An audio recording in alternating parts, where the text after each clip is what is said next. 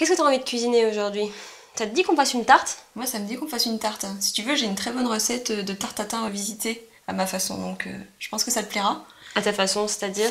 Eh bien, si tu veux, cette tarte, c'est un peu l'histoire d'une rencontre entre ma région d'origine et puis ma région d'adoption.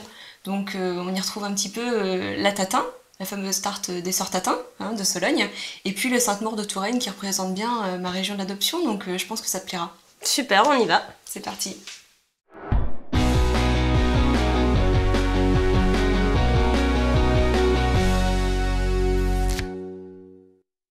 Donc pour cette recette, il faudra de la farine, du beurre doux, un œuf entier, une pincée de sel, quelques cuillères à soupe de graines de pavot, des tomates allongées bien fermes, du Sainte-Maure de Touraine, des allumettes de lardon fumé, du beurre demi-sel, des gousses d'ail écrasées, du sucre roux, du vinaigre balsamique, du sel et du poivre du moulin, de la crème fraîche liquide entière, du miel et quelques cernes de noix concassées. Donc pour commencer, on va faire la pâte. Alors cette pâte, elle est un petit peu originale, hein. On incorpore des graines de pavot pour que ça apporte un petit côté croustillant. Donc pour commencer, on va mélanger la farine avec les graines de pavot et une pincée de sel. On va y incorporer le beurre, doux bien froid, plus un œuf entier. Ok. Comme ma pâte est déjà bien ferme, on va pouvoir directement l'étaler et après on va la mettre environ une demi-heure au frais. Et pendant ce temps-là, comme ça on va pouvoir continuer à faire le reste de la recette. Maintenant on va s'occuper des tomates. Donc après les avoir lavées, on va les couper en deux et on va les épépiner pour pouvoir les cuire. D'accord. Alors pour cette recette, c'est vraiment important qu'on utilise des tomates bien fermes, sinon pendant la cuisson, elles vont pas avoir de tenue en fait. Donc maintenant on va écraser l'ail et comme ça il va rentrer en fait dans la préparation du caramel balsamique. Donc c'est le caramel qui va en fait remplacer le caramel de la vraie tatin classique. Exactement. Alors, ce caramel, qu'est-ce que tu mets dedans?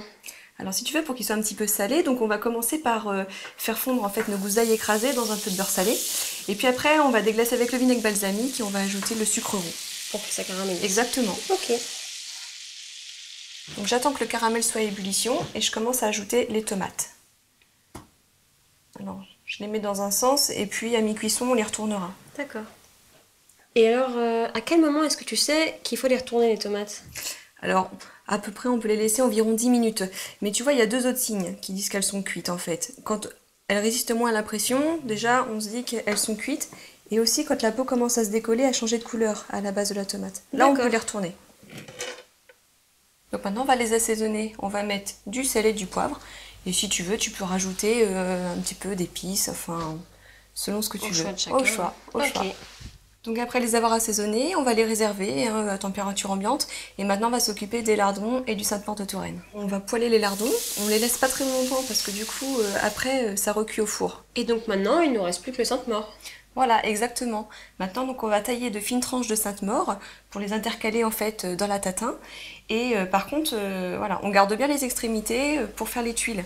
Les tuiles. Voilà, en fait, c'est ce qui va apporter le petit côté vraiment croustillant, puisque la consistance est un peu plus épaisse en fait au niveau des extrémités.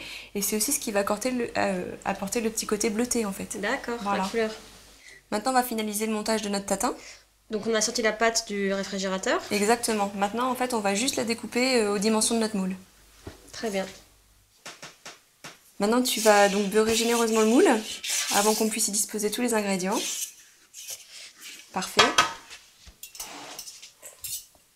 Donc maintenant, on va prendre les tomates. Donc on va prendre le moins de jus de cuisson possible. Sinon, ça va détremper la pâte lors de la cuisson. Donc, on met bien côté peau vers l'extérieur. D'accord ? Sans en fait trop coller contre le bord du moule. Parce qu'en fait, on va mettre la pâte par-dessus. On recouvre avec les lardons. Donc sans prendre le jus de cuisson. Toujours pour éviter que ça détrempe la pâte. On essaye de le mettre en fait à l'intérieur des tomates qu'on a creusées. On dépose donc le Sainte-Maure de Touraine par-dessus. Donc tu vois, c'est un fromage qui a vraiment une consistance crémeuse. Et donc on va recouvrir avec le restant de tomates. Donc toujours en disposant la peau en dessous. On n'a plus qu'à placer en fait la pâte, donc comme sur la tatin. Voilà. Donc, on la centre bien et on la rabat bien sur les bords. Donc on a préchauffé le four à 210 degrés Et maintenant, en fait, on va le mettre en cuisson pendant 35 minutes. Très bien. Pendant que la tarte se cuit, on va s'occuper de la chantilly au Sainte-Maure de Touraine. Pour ça, on va prendre 150 g de Sainte-Maure de Touraine, qu'on va détailler en morceaux. Ok. Donc je vais faire chauffer la crème liquide avec du miel. On mélange pour avoir un appareil homogène. Donc on ajoute le Sainte-Maure taillé en dés.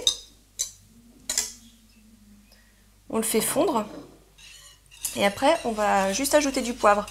On n'ajoute pas de sel puisque donc, le fromage est naturellement salé.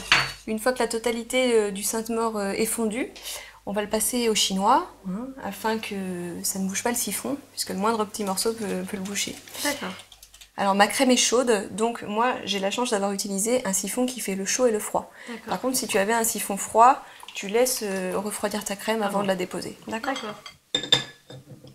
On rebouche notre siphon. On va mettre une cartouche de gaz. Et si jamais la consistance n'est pas assez aérienne, on remettra une autre cartouche avant de servir. D'accord. Maintenant, on va disposer le siphon au frais, à l'horizontale, et puis on le sortira au moment de servir. On va passer à la dernière étape de la recette. On va préparer les tuiles au Sainte-Maure de Touraine. Avec les extrémités du fromage qu'on a regardé tout à Exactement. l'heure. On va les laisser fondre dans la poêle. On va attendre que des petites bulles se forment et on va avoir après une texture croustillante en les faisant refroidir. D'accord.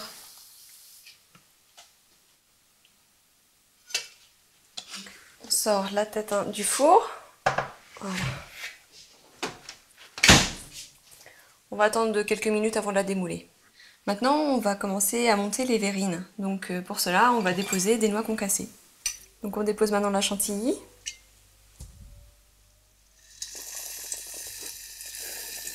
On ajoute nos tuiles croustillantes.